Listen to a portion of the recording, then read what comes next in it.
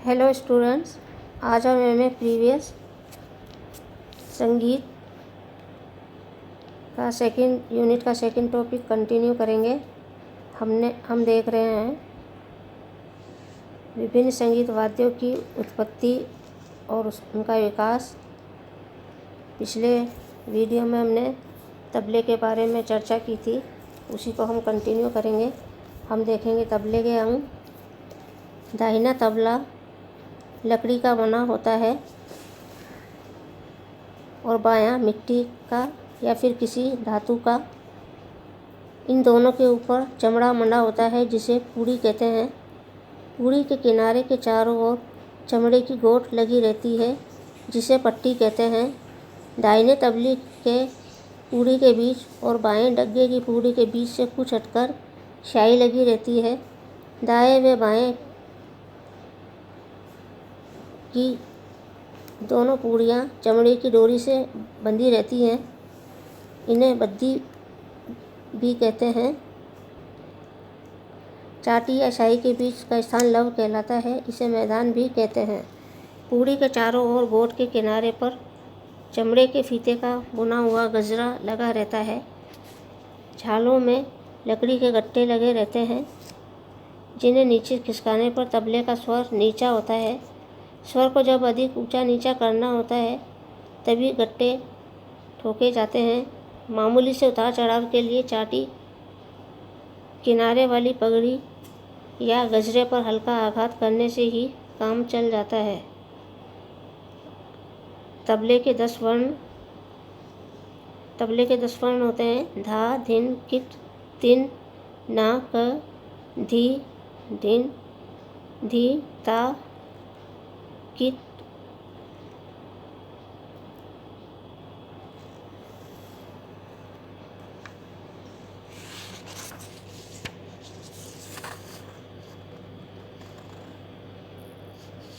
इस प्रकार 10 वर्ण हैं इनकी लेव सुधा। तबले के इस प्रकार से 10 बोल बताए गए हैं। इन बोलों को 3 भागों में बांटा गया है। दाहिने हाथ के बोल और दूसरा है, पहला है दाहिने हाथ के बोल, दूसरा है बाएं हाथ के बोल, तीसरा है दोनों हाथ के बोल। दाहिने हाथ के बोल ना, ता, तिट, किट, किट, धिन या तुन या तिन इत्यादि। बाएं हाथ के बोल है धिन, या, ग, क, कत, किन आदि। दोनों हाथों के सम्मिलित बोल धिन या धिन, धा, धिन ना, दिन, दिन कत, गदि गन, ती नक, किट तक, त्रक, कांता, तकिट इत्यादि। यद्यपि इन तीनों प्रकार के बोलों में बहुत से ऐसे बोल आ गए हैं जो उपयुक्त 10 वर्णों में बताए बोलों से भिन्न हैं, किंतु मूल रूप से बोल की उत्पत्ति हुई। तबला के मुख्य कलाकारों में अहमद खां तिरकवा, कंठे महाराज, जहांगीर खां, अमीर हुसैन खां, अल्लाह खां, करीमतुल्लाह खां, किशन महाराज, शामता प्रसाद, मशीद खां व शामता प्रसाद, हबीबुद्दीन खान, जाकिर हुसैन के नाम उल्लेखनीय हैं। श्री भातखंडे जी ने प्राचीन उत्तम तबलियों के नाम इस प्रकार बताए हैं। बख्शुदारी, ये हैं प्रसिद्ध तबला वादक। दूसरे हैं मंभू, ये गत बजाने में कुशल हैं। झलारी, गत और परन बहुत सुंदर जानने वाले। मक्खू, प्राचीन ढंग के बाज का उत्तम तबलिया। नज्जू, बख्शू का शिष्य। इनका हाथ बहुत तैयार था। वर्तमान समय में तबले के निम्नांकित कलाकारों ने विशेष ख्याति प्राप्त की। पहला है अल्लाह रखा खां, दूसरा किशन महाराज, तीसरा शामता महाराज, चौथा है करामत खां, पांचवा है निखिल घोष। ये थे स्टूडेंट्स तबले के बारे में कुछ जानकारी। अब हम लेंगे नेक्स्ट, हमारा वाद्य है बांसुरी।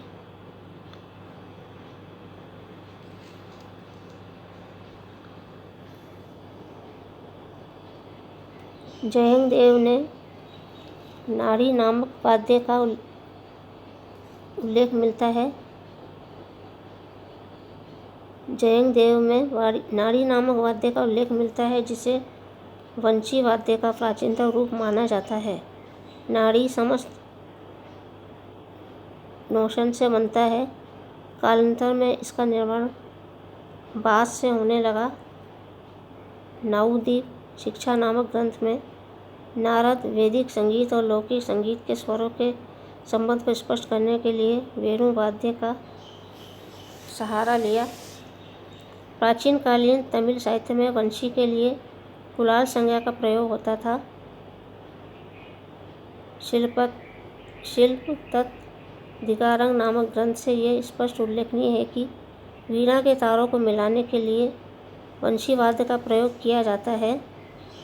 प्राचीन कालीन तमिल साहित्य में वंशी वाद्य पर विधिवत सर्वप्रथम भरत मुनि लिखित नाट्यशास्त्र के 3 अध्याय में की गई है।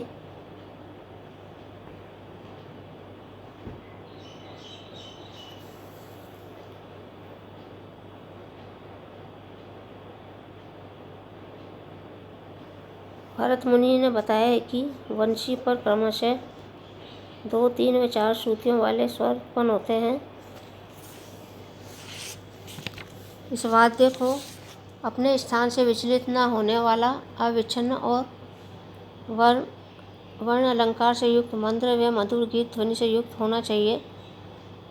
18वीं शताब्दी में शारंगदेव द्वारा लिखित संगीत रत्नाकर नामक ग्रंथ में वंशी के निर्माण की समुचित विधि का उल्लेख किया गया है। वंशी पर स्वरों की उत्पत्ति के लिए स्वरखंड होते हैं।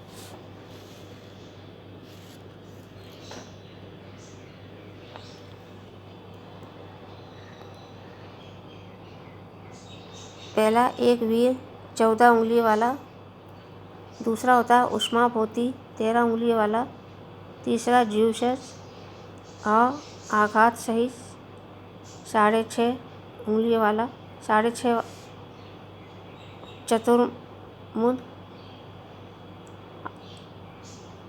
18.5 उंगली वाला, पंचहस्य 29 से अधिक, राष्ट्रमुख आधे या अधिक लंबी, मुनि 231/2 अंगुल लंबी, वसु 4 तत् अधिक 25 अंगुल लंबी, नालिंद 23/1/4 अंगुल लंबी, नालिंद 231/4 अंगुल लंबी, महानंद 331/4 अंगुल लंबी, रंध्र नेक्स्ट है आदित्य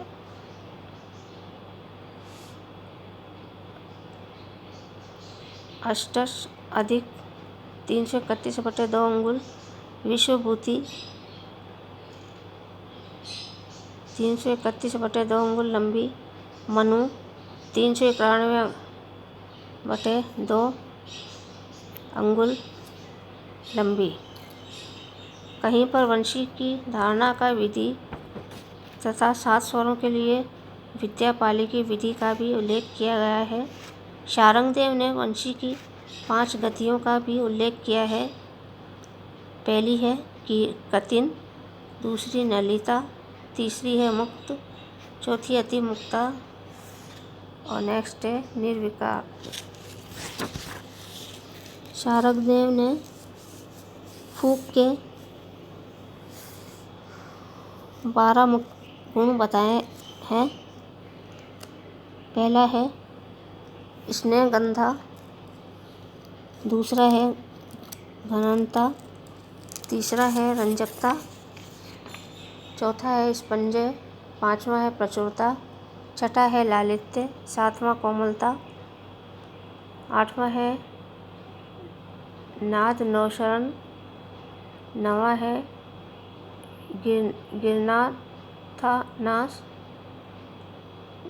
गिरनाथानास, 10वां है मधुरता, नेक्स्ट है स्वाधनता। साथ ही उन्होंने फूंक कारक दोषों पर भी चर्चा की है। उन्होंने वंशीवादकों के समुचित गुण दोषों पर प्रकाश डाला है, जिसकी आज भी प्रासंगिकता है। शारंगदेव ही ऐसे प्रथम ग्रंथकार हैं जिन्होंने वंशी की विविधता की चर्चा की है, जिन्होंने वंशी ग्रंथ में एक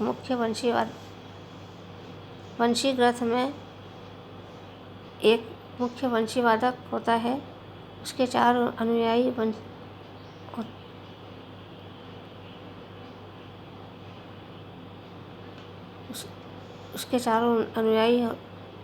होते हैं। इसके पश्चात उन्होंने वंशी पर तत्कालीन मध्यम आदि मालवंती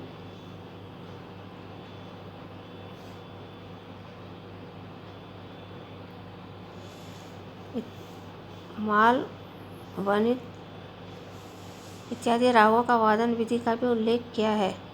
शारंगदेव ने वंशी वर्ग के निम्नलिखित 3 अन्य वाद्यों का उल्लेख किया है।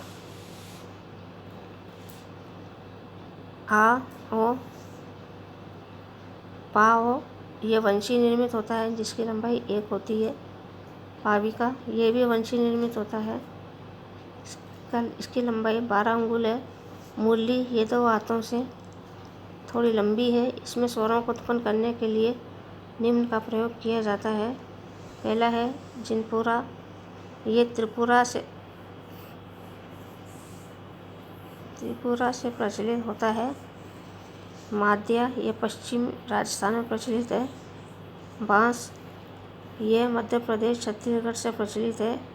वेली, ये राजस्थान में जाति द्वारा प्रयुक्त है। पांचवा है सिकुम, असम प्रदेश के छोण जाति में प्रचलित है। अलगोजा, ये राजस्थान तथा मध्य प्रदेश में प्रचलित है। पाकी, ये गुजरात में प्रचलित है। सतारा, ये राजस्थान में प्रचलित है। समुल, ये त्रिपुरा देश में प्रचलित है। वेनी, ये तमिलनाडु में चरवाई द्वारा प्रयुक्त होती है।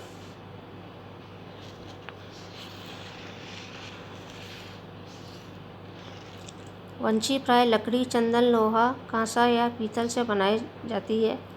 बांस की भी वंशी की ध्वनि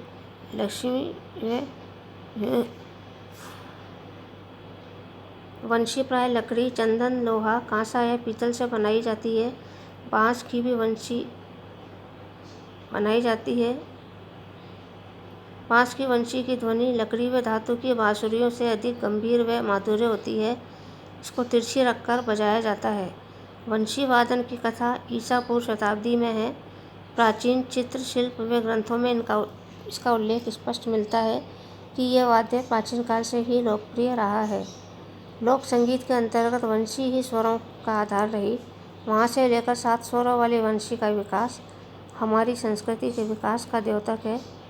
भरत के नाट्यशास्त्र में इसकी रचना तथा वादन शैली के संबंध में विस्तृत जानकारी पाई जाती है। मतंग के द्वारा इस वाद्य में कुछ सुधार किए गए और संभवतः धातु निर्मित वंशी का प्रचार इन्हीं कारणों द्वारा हुआ। मतंग के अनुसार वंशी पर ग्रंथ लिखा जाना प्रमाणित है, परंतु यह ग्रंथ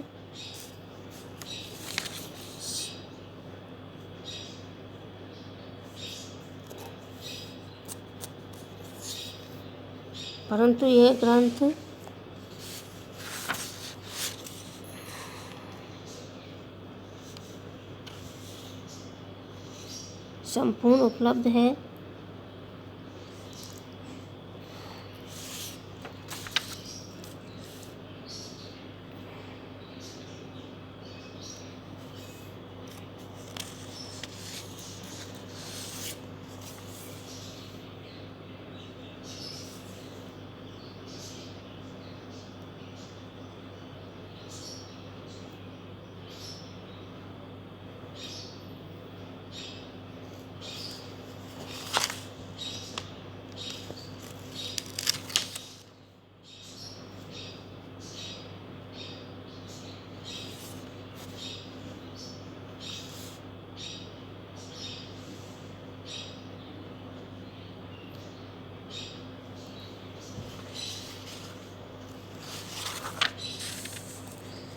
परंतु यह ग्रंथ संपूर्ण उपलब्ध है। इसके प्रमुख वादकों में स्वर्गीय पन्नालाल घोष तथा देवेंद्र माहेश्वरी के नाम लिए जा सकते हैं। जो स्थान शहनाई में उस्ताद बिस्मिल्लाह खां का है, वही वंशी में पन्नालाल घोष का है। वैसे बांसुरी भारत का अति प्राचीन फोक वाद्य है। भगवान कृष्ण ने अपने अधरों से इसे लगाकर इसे अमृत प्रदान किया है। आजकल बांसुरियाँ कई प्रकार की मिलती हैं। यद्यपि देशी बांसुरी भी प्रचलित है, किंतु इसे अच्छे स्वर बजाने वाले ही इसे बजा सकते हैं। बहुत से कलाकार बांस की बांसुरी, जो आकार में बहुत छोटी, हल्की व सस्ती होती है, सुगम होने के कारण सर्वाधिक लोकप्रिय है। झोपड़ियों से लेकर राजमहलों तक इसकी समान रूप से पहचान है। बांसुरी कई प्रकार की होती है, जिसमें प्रमुख बांसुरियाँ निम्न प्रकार से हैं। पहली है फूंक से बजाने वाली बांसुरी, दूसरी आड़ी वाली बांसुरी, तीसरी है सीधी बांसुरी। ये मुख्यतः बांस से निर्मित होने के कारण इसका नाम बांसुरी बना, परंतु वर्तमान काल में बांसुरी विभिन्न प्रकार की लकड़ियों, पीतल, लोहा आदि धातु की भी बनाई जाती है। बांसुरी में 7-8 छिद्र अलग से होता है। स्टूडेंट्स, PDF के लिए डिस्क्रिप्शन पर लिंक करें।